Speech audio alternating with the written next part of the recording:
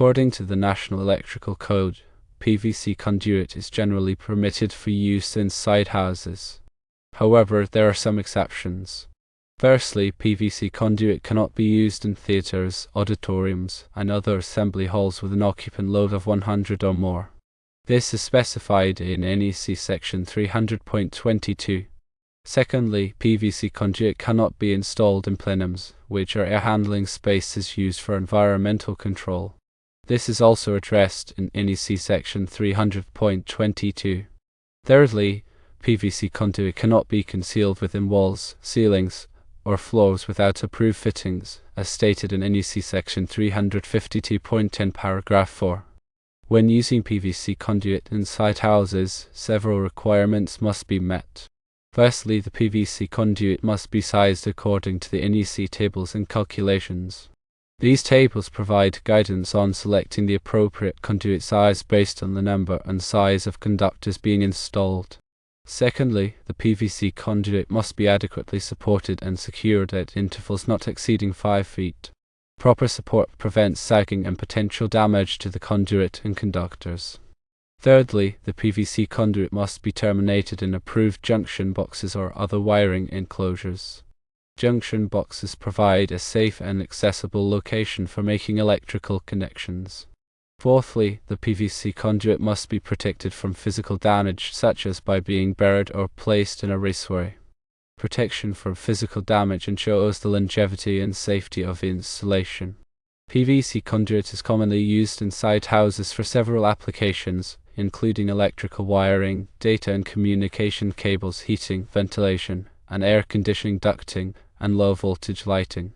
Firstly, when using PVC conduit for electrical wiring, it's essential to select the correct size of conduit to accommodate the number and size of conductors required for the circuit.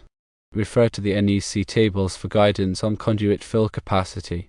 Secondly, for data and communication cables, PVC conduit provides a protective pathway that shields the cables from physical damage and interference.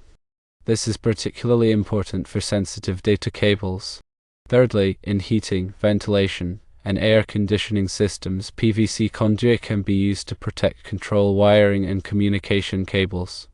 It's important to ensure that the conduit is suitable for the temperature and environmental conditions in which it will be installed. Fourthly, for low-voltage lighting systems, PVC conduit can be used to run wiring to lighting fixtures, providing a safe and organized installation. When installing PVC conduit, it's important to follow all applicable codes and regulations. The NEC provides comprehensive guidelines for the installation of electrical systems, including the use of PVC conduit. It's also essential to use approved fittings and accessories that are specifically designed for use with PVC conduit. These fittings ensure a secure and watertight connection, protecting the conductors from moisture and corrosion. When cutting PVC conduit, use a suitable cutting tool such as a PVC cutter or a saw with a fine-tooth blade. Make sure to cut the conduit squarely to ensure a proper fit with fittings. After cutting the conduit, deburr the edges to remove any sharp edges or burrs that could damage the conductors. When bending PVC conduit, use a conduit bender that is specifically designed for PVC. Heat the conduit evenly to soften it before bending. Avoid overheating the conduit, as this can weaken it. When joining sections of PVC conduit, use PVC cement that is specifically designed for electrical applications. Apply the cement evenly to both surfaces to be joined and then push the sections together firmly. Allow the cement to cure completely before installing the conduit.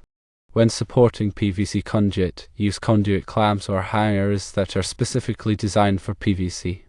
Space the supports according to the NEC guidelines, which typically require supports at intervals not exceeding 5 feet.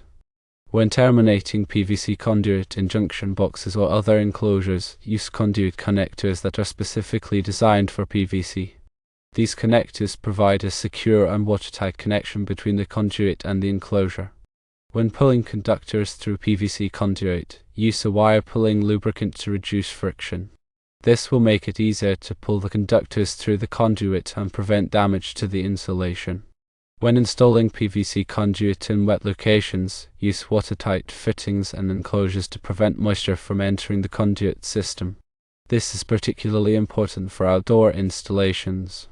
When installing PVC conduit underground, bury it at a depth that is sufficient to protect it from physical damage. The NEC specifies minimum burial depths for different types of conduit.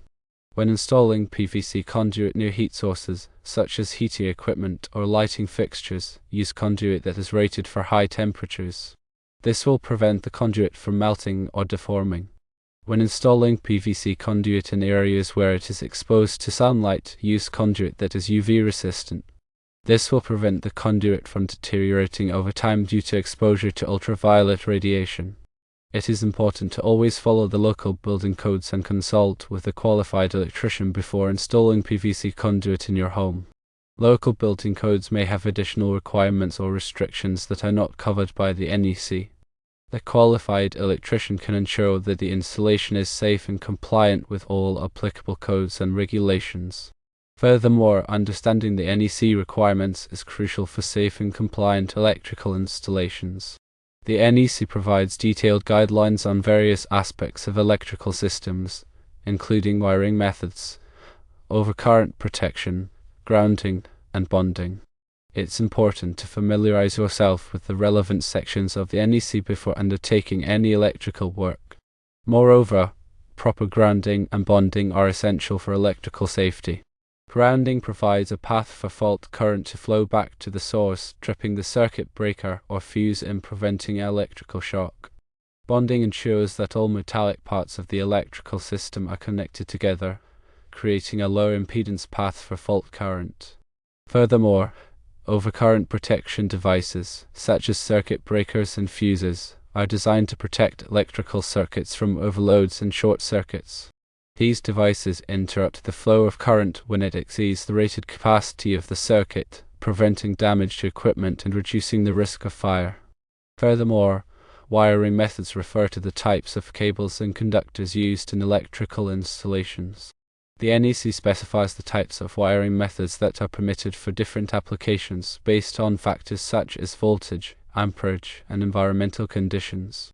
Finally, electrical safety is paramount. Always de-energize circuits before working on them. Use appropriate personal protective equipment, such as gloves and eye protection. If you are not comfortable working with electricity, hire a qualified electrician. Remember, electricity can be dangerous if not handled properly. Always follow safe work practices and adhere to the NEC guidelines to ensure a safe and compliant electrical installation. Proper planning and execution are key to a successful electrical project. Take the time to understand the requirements and choose the right materials and methods for the job.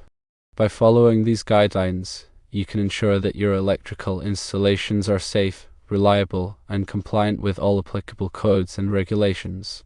Always prioritize safety and consult with a qualified electrician if you have any questions or concerns. Electrical work should only be performed by qualified individuals who have the necessary knowledge and experience. If you are not qualified to perform electrical work, do not attempt it. Hire a qualified electrician to do the work for you. This will ensure that the work is done safely and correctly. In addition, always obtain the necessary permits before starting any electrical work. Permits are required for most electrical work, and they help to ensure that the work is done in compliance with the local building codes. Before starting any electrical work, contact your local building department to determine what permits are required. Finally, remember that electricity is a powerful force that can be dangerous if not handled properly. Always take precautions to protect yourself from electrical shock. Never work on energized circuits, and always use appropriate personal protective equipment. If you are not comfortable working with electricity, hire a qualified electrician to do the work for you. Keep in mind, electrical systems can be complex, involving various components and wiring configurations. Firstly, understanding the different types of electrical circuits is essential for proper installation and troubleshooting. Secondly, branch circuits supply power to individual outlets and lighting fixtures.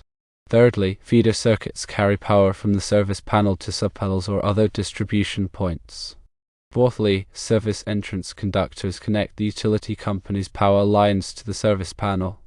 It's important to use the correct size and type of conductor for each circuit based on the amperage rating and voltage drop requirements.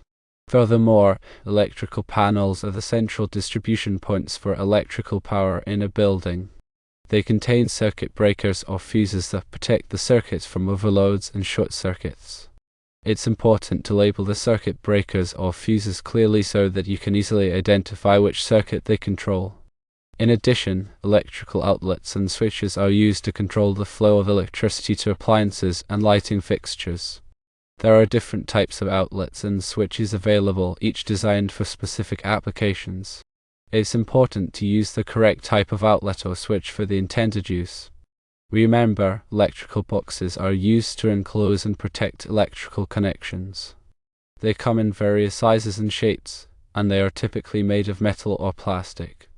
It's important to use the correct type of electrical box for the application and to ensure that it is properly grounded. Furthermore, electrical wiring includes different types of cables and conductors, each with its own insulation and construction.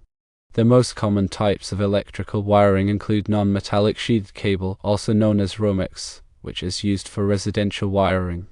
Metallic conduit, such as EMT or rigid conduit, is used for commercial and industrial wiring.